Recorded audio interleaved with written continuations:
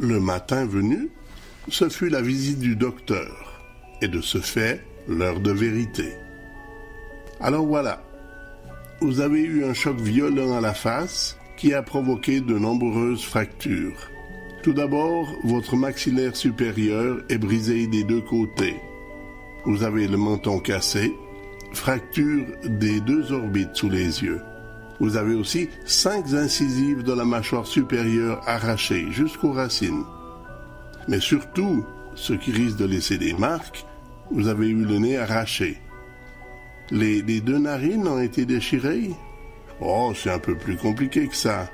Quand vous êtes arrivé, on vous voyait les 2 fosses nasales, ce qui veut dire que votre nez a été complètement arraché. Mais j'ai une question à vous poser. Est-ce que vous voyez bien? Suivez mon doigt. Puis il promena son index devant mon visage pendant quelques secondes, et dans tous les sens. Oui, je vois bien. Bien seulement, quand votre doigt arrive de côté, que je le vois double. Ce qu'il pensait intérieurement, il ne me l'a pas dit. Mais il avait l'air assez rassuré à mon sujet. Encore une chose que j'allais oublier et qui est très importante pour l'instant, c'est qu'il ne vous faut pas bouger, mais pas bouger du tout.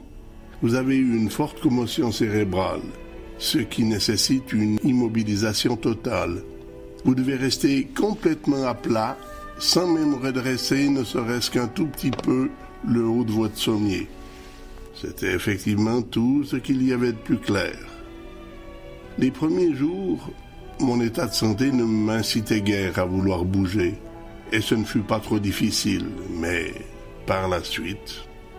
Comme le médecin venait de me donner un diagnostic complet sur mon état de santé, je ne m'attendais plus à avoir d'autres visites que celles des infirmières ou encore celles de mes parents.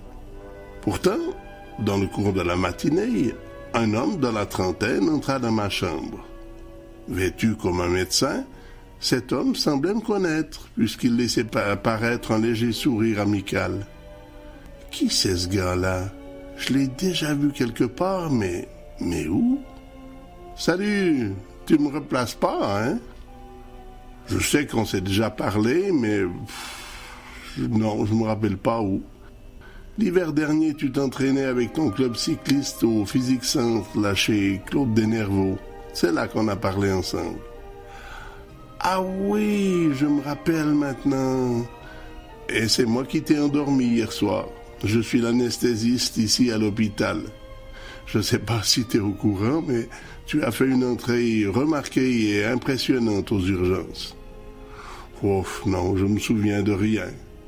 Qu'est-ce qui s'est passé? L'une des infirmières qui travaillait aux urgences, quand elle t'a vu entrer dans la salle d'opération, a perdu connaissance. C'est vrai que tu n'étais pas beau à voir quand tu es arrivé. En plus d'un trou béant à la place du nez, avec tes fractures du maxillaire et tes orbites, tu avais plus de structure osseuse pour retenir tes yeux dans leur cavité. De ce fait, les yeux avaient quitté leurs orbites et n'étaient retenus que par tes nerfs optiques.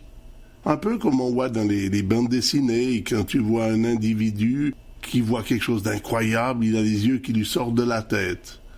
Moi-même, j'avais jamais vu ça. Ce n'est qu'une fois que le médecin t'a replacé le nez sur le visage que je t'ai reconnu. La reconstitution de ton visage a été longue. En tout, t'as passé 3 heures sur la table d'opération. C'est pas trop pour me rassurer, ça. Je vais ressembler à un monstre à la Frankenstein. Oh, fais-toi pas de soucis. Avec la chirurgie esthétique aujourd'hui, dans 1 an ou 2, on verra même plus que t'as eu un accident. À la suite de ces informations surprenantes et à la fois rassurantes, je comprenais mieux pourquoi mon visage était couvert de pansements. Le soir suivant, mes parents vinrent me rendre visite et tentèrent de m'expliquer, après les différents témoignages qu'ils avaient pu recueillir, comment l'accident s'était déroulé. Et c'est ainsi qu'en remontant le casse-tête et avec mes rares souvenirs, que j'allais être capable de reconstituer dans son ensemble l'accident du 7 mai 1973, à 6h30, sur la rue du Cheminet. Quelques jours plus tard, après qu'il ait pris des empreintes de ma dentition, Un chirurgien dentiste de l'hôpital, M. Georges Villers, devait m'apporter une désagréable nouvelle. Alors voilà, M. Burdet, il y a un problème avec votre maxillaire. Elle s'est mal recollée. Il va donc falloir faire une réduction de fracture. Une réduction de fracture? C'est-à-dire qu'on va devoir forcer les deux parties de la mâchoire supérieure à se rapprocher, car elles se sont recollées trop ouvertes. Et de ce fait, les deux mâchoires ne sont plus en face l'une de l'autre. Ensemble, vous allez me recasser la mâchoire. C'est exactement ça. Mais bon, ce ne sera pas douloureux. De toute façon, vous allez m'endormir pour faire ça. Et malheureusement, c'est pas possible. Parce que au moment où les muscles sont anesthésiés, ils réagissent plus de la même façon, comme ils le feraient en temps normal. Et ça peut causer des problèmes.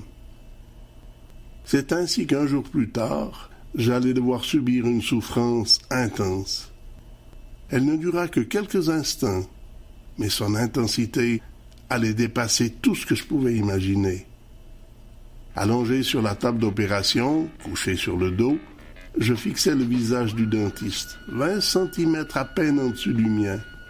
Ce dernier avait les deux mains contre mes oreilles et serrait ma mâchoire de toutes ses forces. Il serrait, jusqu'à ce qu'elle finisse par céder sous la pression. Quelques secondes ou quelques minutes durèrent ces souffrances. Je ne pourrai jamais les oublier. Le lendemain, ce fut le transport par ambulance vers l'asile des aveugles de Lausanne, où je devais subir une série de tests. À peine arrivé, allongé sur mon brancard, deux visages familiers m'apparurent. Tante Ginette, qui en plus de son magasin de machines de bureau, était en quelque sorte secrétaire par intérim de l'asile des aveugles. Grand-maman aussi était là. Elle qui adorait tellement son petit-fils ne pouvait s'empêcher de verser de grosses larmes en me voyant dans un tel état. Pensée du menton jusqu'au front, les yeux qui ressemblaient à des mares de sang et une mâchoire en acier solidement immobilisée par des élastiques. Je tentais vainement de les rassurer. Je me sens très bien, j'ai mal nulle part. Et tes yeux, tu vois? Tu nous vois? Malgré mes deux mâchoires immobilisées, j'essayais tout de même de les réconforter, en articulant tant bien que mal ces quelques mots. Je vous vois très bien, sans aucune difficulté. Je ne sais pas pourquoi, mais tout le monde me pose cette question. Il est vrai que si je m'étais vu à ce moment-là, j'aurais compris pourquoi les gens cherchaient à savoir si je voyais encore. Je ne l'ai su moi-même qu'un mois plus tard, alors que j'étais toujours à l'hôpital d'Yverdon. On m'avait transféré, malgré mon désir de solitude et mon refus de quitter ma chambre privée, dans une chambre à 2 lits. Comme il y avait un miroir dans le fond de la chambre, et malgré mon obligation de toujours rester à plat, je ne pus résister à l'envie de voir une fois mon visage, du moins ce qu'il en restait. C'est alors qu'avec l'aide de mon lit hydraulique, je me redressais légèrement. Mon Dieu, c'est horrible. Je comprends pourquoi tout le monde s'interroge sur ma vue. J'avais les yeux noirs de sang. Il m'était impossible de différencier les pupilles du reste de mes yeux. Tout était un amalgame de sang caillé. Dès mon retour de l'asile des aveugles, une autre épreuve m'attendait. Après que l'on m'eut retiré le goutte-à-goutte, une infirmière entra dans ma chambre avec un long tuyau en plastique mou à la main. Voyant qu'elle se dirigeait dans ma direction, j'eus au fait de comprendre que ce long tuyau m'était bel et bien destiné. « Qu'est-ce que vous allez faire avec ce tuyau? »« C'est pour vous donner à manger. Vous allez me l'enfiler dans la bouche pour que j'aie pas besoin de me servir de ma mâchoire? » ?»« Non, pas dans la bouche, dans le nez. »« Dans le nez? Mais comment voulez-vous que ça arrive dans l'estomac? Le nez et la bouche ne font qu'un. Leur relation avec l'arrière-gorge est la même. Les conduits nasaux rejoignent la gorge et de ce fait vont tous les deux dans l'estomac. » À la suite de ce cours d'anatomie abrégé, elle se lança dans les travaux pratiques.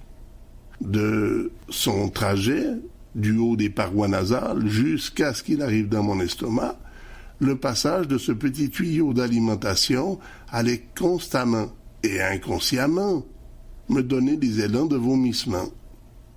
Décontractez-vous, laissez-vous aller, il ne faut pas vous contracter comme ça. Bon, on voit que c'est pas elle qui est à ma place. Si j'allais lui jouer dans le fond de la gorge avec un morceau de plastique, j'aimerais bien voir si elle n'aurait pas envie de vomir. J'avais l'impression qu'elle se plaisait à prononcer cette phrase. En l'espace de quelques instants, elle a bien dû me le répéter au moins 10 fois. Enfin, c'était terminé. Je poussai un long soupir de soulagement. Elle coupa l'extrémité du tuyau qui me pendait en bas le visage, puis y fixa une fermeture métallique pour éviter que des impuretés ne le bouchent et ne descendent jusque dans mon estomac. À partir de ce jour-là, à chaque repas, une infirmière venait me nourrir avec un bol de purée et une seringue. Son travail était simple. Après avoir rempli la seringue de purée, elle injectait son contenu à l'intérieur du tuyau. Ma seule sensation était de ressentir un petit quelque chose de frais qui venait d'arriver dans mon estomac. Puis ma nourrice quittait la chambre, non sans quelquefois me lancer avec une amicale ironie « Bon appétit, monsieur Burdet ». C'était loin d'être agréable, ce petit bout de ferraille qui me pendait au bout du nez. Néanmoins, je m'y habituais assez rapidement, et ce léger désagrément allait vite devenir anodin les jours suivants. Par contre, j'allais avoir de plus en plus de difficultés à avaler ma salive, tant ma gorge était irritée par le frottement du tuyau en plastique. J'éprouvais d'énormes difficultés non seulement à avaler, mais aussi à parler. Le plus pénible dans tout ça, le problème allait m'empêcher de dormir. Durant 2 nuits, je ne pus trouver le sommeil. N'en pouvant plus, j'allais implorer une infirmière de nuit de faire quelque chose pour mettre fin à mon calvaire. Elle me donna des pastilles à sucer. Solution efficace, car ma douleur disparut et je pus ainsi trouver le sommeil.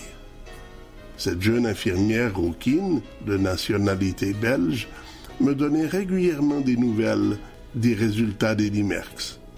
Son mari, un passionné de cyclisme lui aussi, devait faire partie des Amis cyclistes du Nord, quelques années plus tard. Les visites furent nombreuses pour cette première hospitalisation. Mes parents, surtout ma maman, étaient présents tous les jours. Souvent, les copains entraient dans la chambre, lançaient un regard attentif et après avoir constaté qu'il ne s'agissait que d'un robot doté d'une mâchoire métallique, de pansements et de tuyaux d'alimentation, ces derniers refermaient la porte en s'excusant de cette trompée de chambre. C'était l'ironie du sort.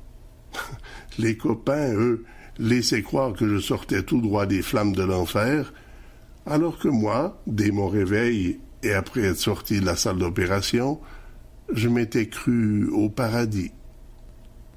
Lorsque j'étais à la campagne, l'un de mes gros désirs était de ne pas être un gars comme tout le monde.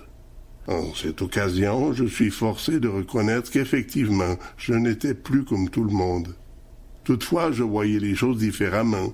Le destin n'était pas nécessairement obligé pour ça de me défigurer.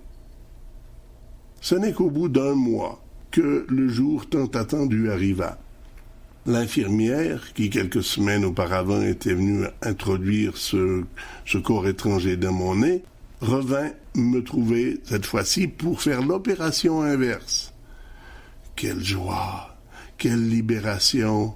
Je me souviens que d'une chose, c'est d'avoir dit durant l'extraction de ce corps étranger, pour chaque centimètre qui ressortait, « Merci, merci, merci ». Je redevenais un être normal à 50%. Avec ma mâchoire métallique, à partir de ce jour-là, j'allais enfin pouvoir ressentir un goût dans mon palais. Il suffit d'être privé de l'un de ces sens durant 1 mois seulement pour pouvoir l'apprécier par la suite à sa juste valeur.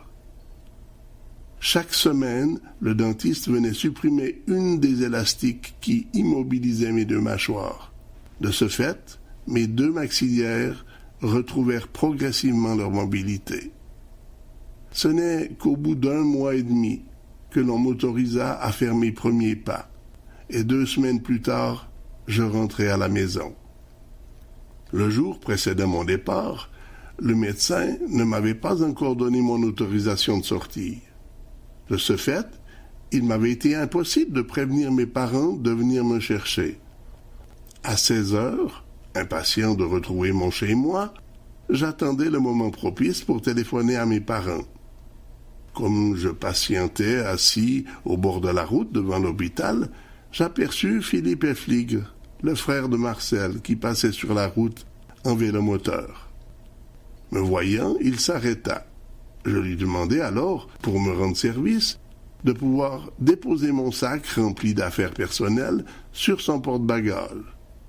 Après qu'il eut accepté, nous entreprîmes la traversée de la ville, moi en marchant et lui en m'accompagnant sur son vélomoteur. J'allais mettre 45 minutes pour gagner le chemin 44 à partir de l'hôpital. C'était le 16 juillet 1973. Je conserverai encore 1 mois ma mâchoire d'acier. Puis, fin septembre, je recommençai à travailler. Je venais d'écourter mon apprentissage de 4 mois. Voilà qui, sur le plan théorique, n'était pas pour m'aider. Ayant déjà certaines lacunes de ce côté-là, mon certificat ne tenait désormais plus qu'à un fil. C'est donc avec un moral plutôt bas que j'allais entamer ma dernière année d'apprentissage. 1974. Une année pas comme les autres. Pas comme les autres, non, et pour cause. Ce fut la seule fois où je me fis hospitaliser sans même y être obligé. L'année de mes 19 ans, alors que je rentrais à peine dans le monde des adultes, je n'avais pas envie de prendre ce départ avec un visage défiguré par des cicatrices et ressentais le besoin d'améliorer mon apparence avec une chirurgie esthétique. Ce n'était peut-être pas une nécessité, c'est vrai, mais quand on va avoir 19 ans... Cette année-là, je n'allais pas être victime d'accident. Au contraire, j'allais connaître le succès. Un succès auquel je ne m'attendais vraiment pas, mais alors vraiment pas. 1973, ma vie de sportif avait mal commencé. Et après, on efface tout et on recommence.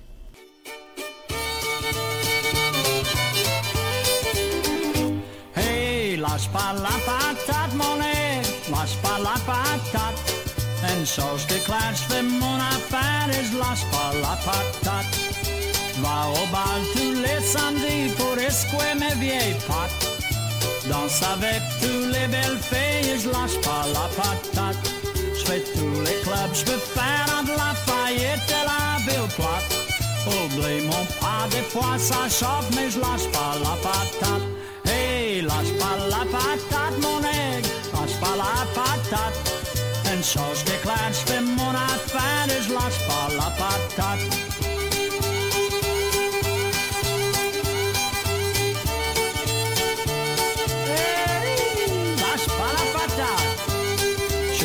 Marié, j'ai pas personne pour me chaîner le fond de culotte. Qu'on veut partir, je suis vieux jeton et je lâche pas la patate.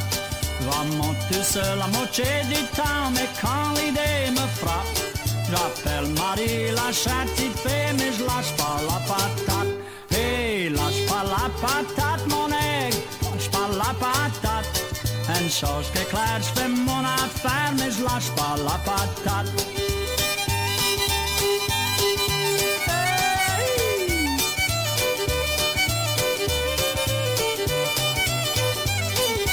Soir au bal, un petit boguet, un gros a pris à se battre. Voulais le petit boguin et je criais, lâche pas la patate. Le gros bog m'a regardé, il dit, espère que je te attrape. Je mais vite bord, j'ai couru fort, j'ai lâché la patate. Hey, j'ai lâché la patate, mon aigle, j'ai lâché la patate. Une chose qui est claire, je fais mon affaire, j'ai lâché la patate. Hey, lâche pas la patate, mon aigle, lâche pas la patate. Une chose qui est claire, je fais mon affaire et lâche pas la patate. Hey, lâche pas la patate, mon aigle, lâche pas la patate. Une chose qui est claire, je fais mon affaire.